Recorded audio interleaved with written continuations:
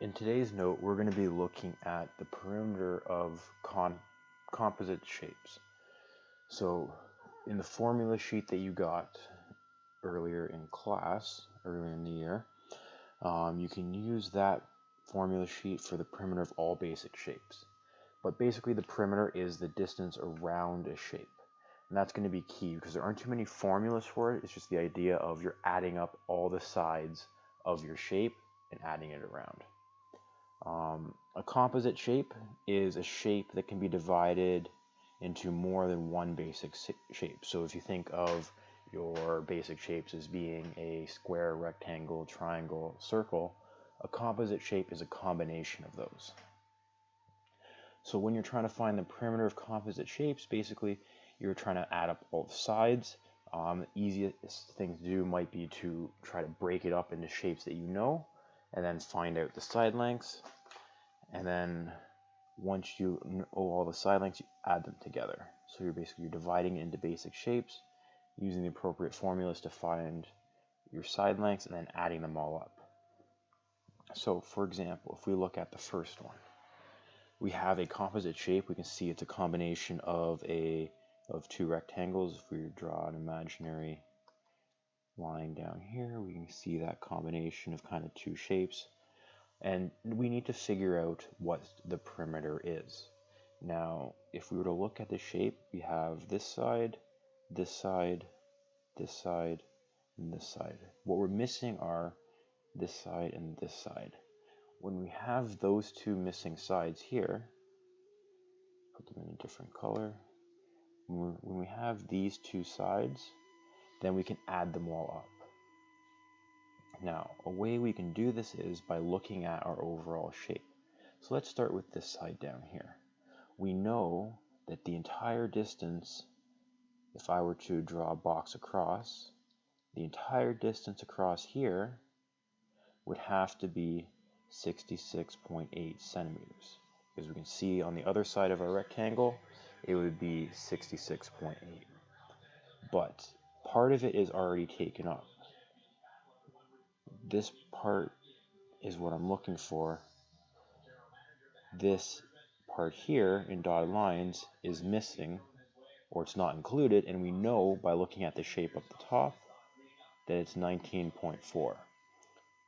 So I can take what the total distance across here should be and minus the 19.4 up there that's missing. 66.8 minus 19.4. We have 47.4 centimeters. So that means that this distance here is 47.4 centimeters. Now, we're looking at this side here, and to find this side, we're doing, again, something similar. I know if this line continued all the way down, I know that whole thing would have to be 79.5. And I have a missing part here, this purple dotted line here, that's missing from my overall line here. And I know that that missing part is equal to 36.4.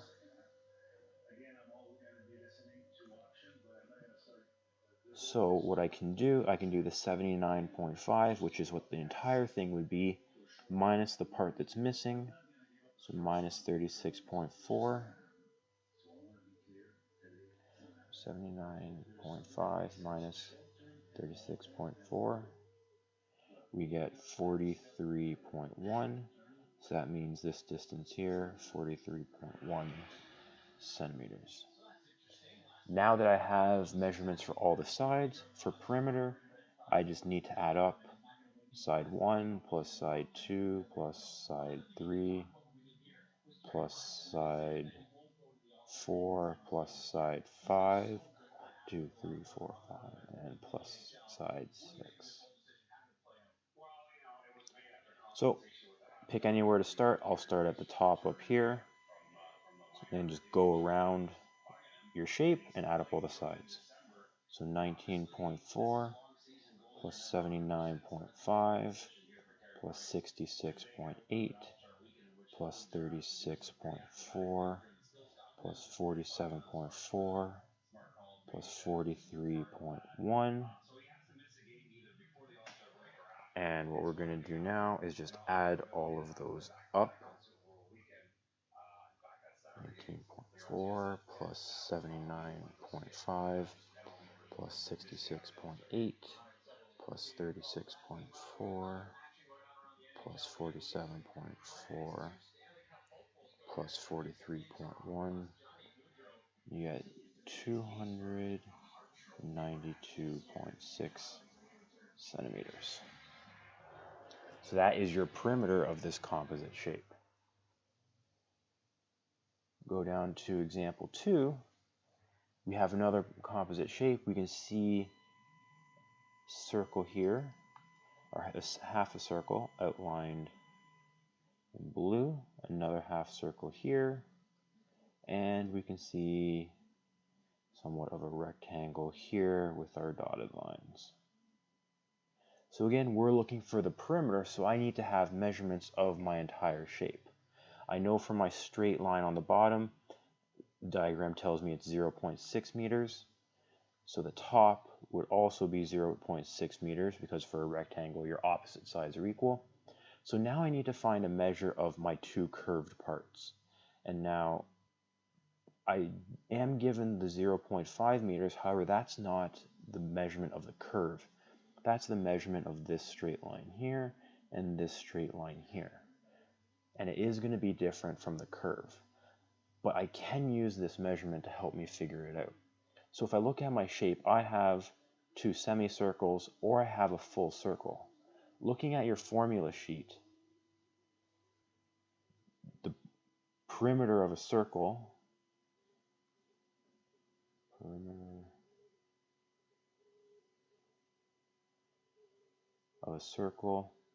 is just equal to your what you call circumference. And the formula for that, C is equal to pi times diameter. In this case, your pi is 3.14 times your diameter of 0.5. So 3.14 times 0.5, you get 1.57 meters. Now, the reason I'm not dividing it up into two for the two semicircles is because two semicircles or two half circles adds up to a whole. So I could divide this by 2, but then I would have to multiply it by 2 for the two parts. So I'm just saving myself a step. And I know that I have my two other dimensions of 0.6, so my perimeter of this shape is going to be 1.57 plus 0.6 for the one straightaway plus 0.6 for the other straightaway. So I get a final perimeter of 2.77 meters.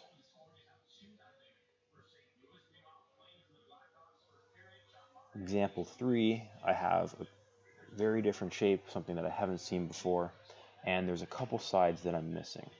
So I am missing this curved part here for that measurement, and I am missing this straightaway measurement here. Let's focus on the circle part, because we just covered circles in our last question. If I look at this shape here, this shape is a quarter of a circle, and I am given what the radius is. Because if you were to imagine a circle, and if I were to take that portion out, I would be given, it would be a quarter of a circle, and that means that measurement there of that 10, that's considered the radius. So if I want to find that circumference of this bend, I can do C equals pi. Now I could figure out the diameter because diameter is just equal to 2 times the radius. So D equals 2 times 10, D equals 20. Or remember, circumference can also be C equals 2 pi r. So you don't need to convert it to the radius, and you can use this formula if you want to.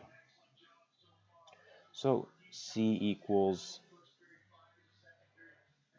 3.14 times 20, our diameter, which works out to 62.8 centimeters.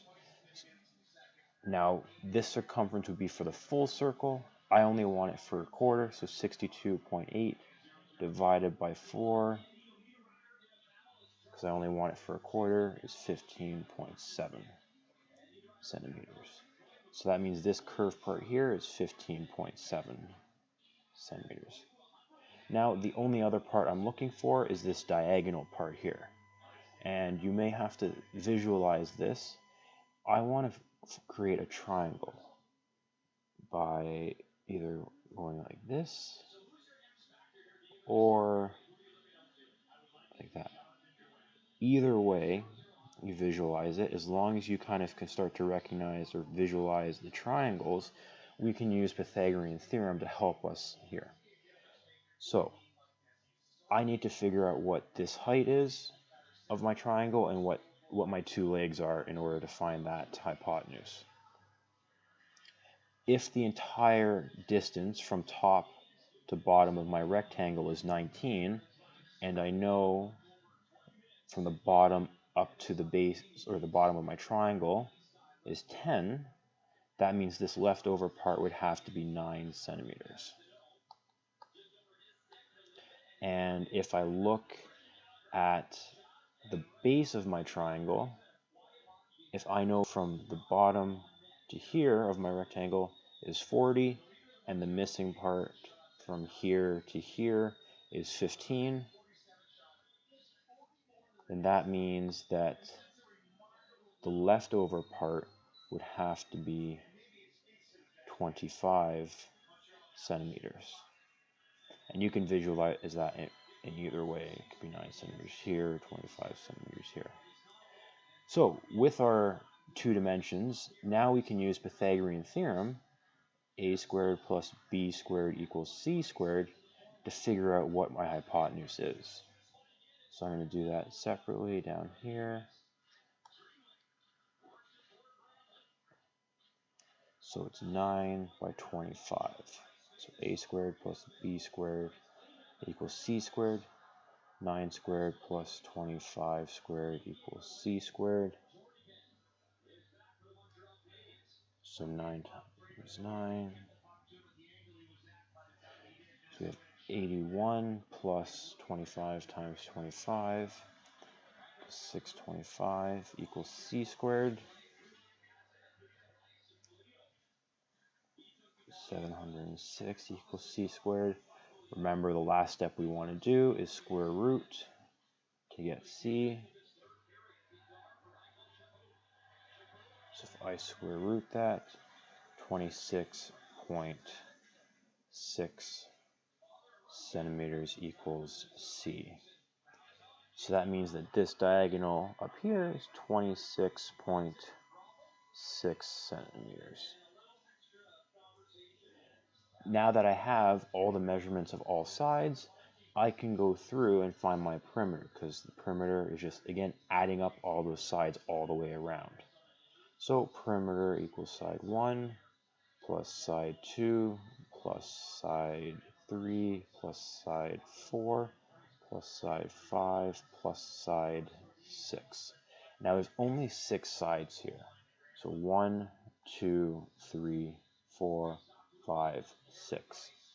This side here that I'm highlighting right now, that is not a side for the perimeter because that's on the inside.